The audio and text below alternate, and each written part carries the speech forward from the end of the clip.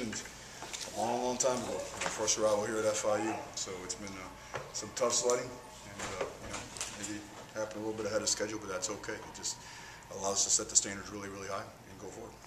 What did you tell the team afterwards? It's kind of like Vegas. What happens in the locker room stays in the locker room. It's very personal, and it's just very real. One thing we've never done since the moment we got here, one that had to be established with a blue-collar mentality, is that this didn't happen today. It's going to sound like a broken record. This didn't happen today. It didn't happen in the pregame speech. It sure as hell didn't happen in the walkthrough yesterday. This happened since January 4th and coming all the way up until right now. Relentless and endless work, a commitment to being excellent, a nonstop desire to be real, real good, and the ability to fight through adversity and get better. And the result ended up today in putting us where we are. Take us through that game-winning drive. I mean, you had third and a mile, then you got helped out by a couple of penalties. And TY makes a TY play. Just take us through that entire drive. It's good to get some penalties go our way, because we certainly had some that hurt us early in the ball game, and those things, man, those yellow flags, they can hurt you, help you. Early they hurt us. Later on, they helped us out. Kept the drive moving. The fourth down pass was obviously huge. Great grab by TY. And one thing I think we've all seen is over the years, T.Y. Hilton's become a real deal playmaker for us. But now he did it in crunch time. Again, like he did the previous week and the week before and the week before that. So can't say enough about him. Can't say enough about the offensive line. Can't say enough about the resiliency of our quarterback. Can't say enough about the defense. You saw them. I mean, once the ball got intercepted, it was tackled in our territory. Every single one of them was pointing at the ground, saying, "Put the ball down. Put the ball down." And again, I think we have established a mentality. We've been working establishing a culture, and it's been paying off on Saturdays and today against a team that we knew. We talked earlier in the week. We talked about how tough that team was. They're physical. They're athletic. Their quarterback's a phenomenal football player. We knew it was going to be tough.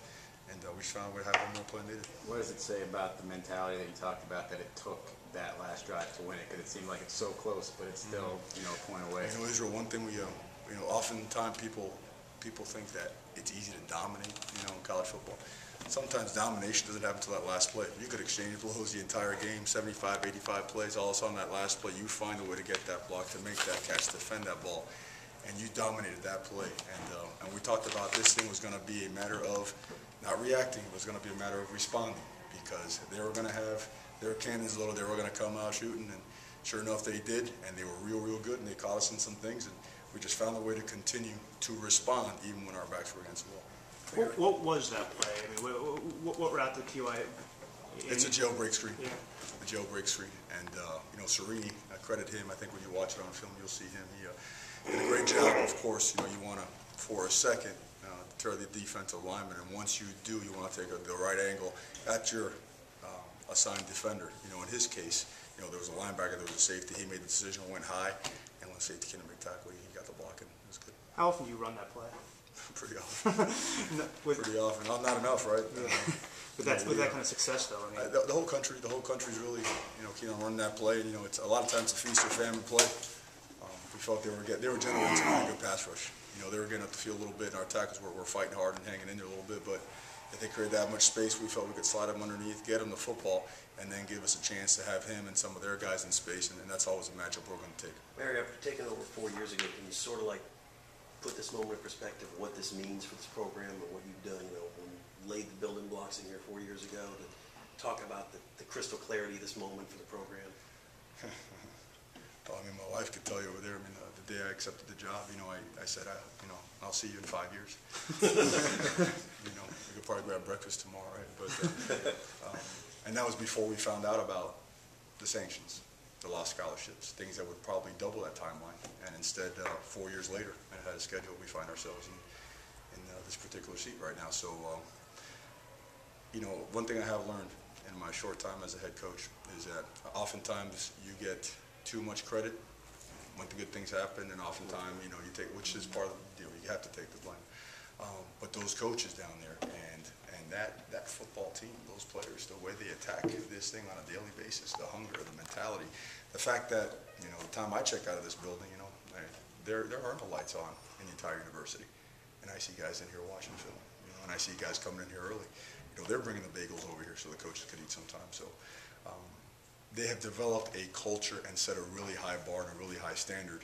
And that has got to drive us and our young guys to be better going forward because, again, the bottom line is we're operating at maybe 68 scholarship guys right now with a bunch of guys having surgery and, the other issues that we had mentioned. So I guess the bottom line is we're pretty damn fired up.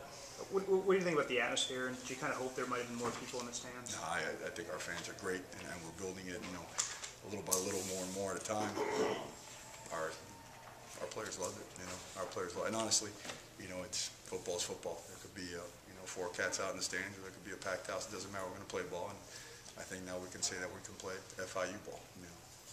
I know this isn't about you, but what kind of personal sense of satisfaction do you get? Not only that you did what you set out to do, but that now what you say to the kids, even either coming in or currently, just carries even that much more weight. Yeah, I think it just validates so much. You know what I mean? It really, really does. It validates the endless and countless hours, the endless attention to detail, the coaching to the extreme, and coaching hard because, it's a place where, it's not easy. We had to, think about this. Okay, here you go. Here's an 0-12 team. See you later. Go play Penn State, Miami, Maryland, Arkansas, and, we'll talk after, right? It's been some tough sledding, and all that stuff has made us better. Toronto Smith going out there against Penn State in Happy Valley, 4 years ago, and having to take on Power with 320-pound offensive lineman smacking them in the side of the head. You know what? It helped them with a goal line stand last week. It helped them become a tremendous team here in this offseason. The lessons are countless, and for me, honestly, the most satisfying thing was just sitting back and watching our guys just take it all in. I've seen what they've been through. I know what they've been through, and it's, today it's their day. It really is their day. We can ask you about this now because it's official. You're going to a bowl. the feeling of that, and go ahead. Unbelievable, off the charts, really off the charts. And of course, as a coach, you're taking the moment, for the next 7 minutes before we hop in the car and make recruiting calls, right, and start touting that stuff. But again, the whole validation of so much hard work, so much time. It's a reward, but at the same time, we have to realize that we play a great Middle Tennessee team that's coming in here next week. So our folks will be on that right away. And looking at the bowl itself, yeah, could our players help? But talk about, well, of course not. It's a huge goal achieved.